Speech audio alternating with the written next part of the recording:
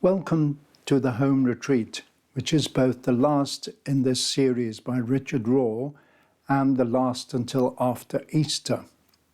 This is entitled Restorative Justice. What God does and reveals in the Scriptures is that God uses Israel's sin, God uses our mistakes to bring us to transformation. We now call that restorative justice, which is the only meaning of biblical justice. It is not retributive justice, which is based on vengeance, burn him in hell for all eternity, that sort of thing. Is that going to make things right? 9 out of 10 Christians still believe that it will. They believe God achieves God's justice by punishment, by punitiveness, by criminalization of acts. And that is how we clergy got into the role of being the enforcers and the shamers and the guilt layers. Our job was to make you feel properly guilty about your mistakes, whereas what we see in the biblical pattern, if you connect the dots, God is always using people's mistakes in their favor to transform them. Our capacity for missing the point is absolutely astounding, because the ego naturally understands tit for tat, reward, punishment. If you do it wrong, God hates you.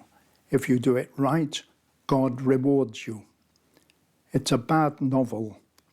And that's what we make the Bible into, a bad novel based on the only storyline we are really interested in, like an American Western. The good guys win and the bad guys lose. That is precisely what the Bible is not saying. So God's power for justice is precisely God's power to restore the people when they are broken or hurt, and to use their mistakes to liberate them, to soften them, to enlighten them, to transform them. There is no text in the Old Testament where his justice is equated with vengeance on the sinner. It might look like that, but if you read the whole paragraph or the whole thing, it is always to bring you back, to bring us back. His justice, God's justice, is always saving justice. That's the very phrase that is used. What is experienced as punishment is always for the sake of restoration and not for vengeance.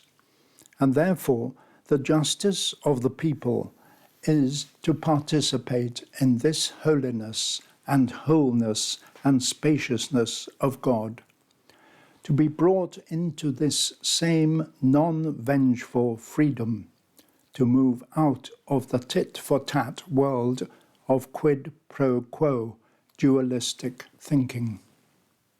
That's the work of prayer, that's the work of transformation. And so, the teaching very soon becomes benevolence, generosity, magnanimity, always an imitation of God.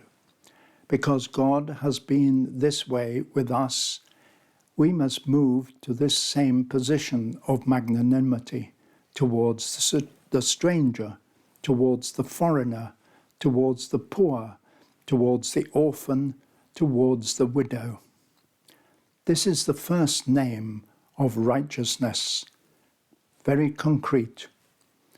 It is not a head trip, some kind of righteousness we attain by making a mental transaction that we call a personal decision for Jesus Christ, that no way affects our lifestyle, that no way affects how we live in this world. simply a mental construct. I have made a personal decision for Jesus Christ as my Lord and Saviour. You and I know that is the popular form of religion growing in the West today. It's innocuous, it's harmless, it largely feeds the ego, gives us a sense of moral and spiritual superiority without doing anything, without changing anything. We mirror the larger culture in terms of greed, in terms of consumerism, in terms of ego, power, war. All the issues that Jesus was concerned about are of no interest at that level because the ego won't dare look at them. They would tell the ego to die. And that's the one thing, of course, it never wants to do.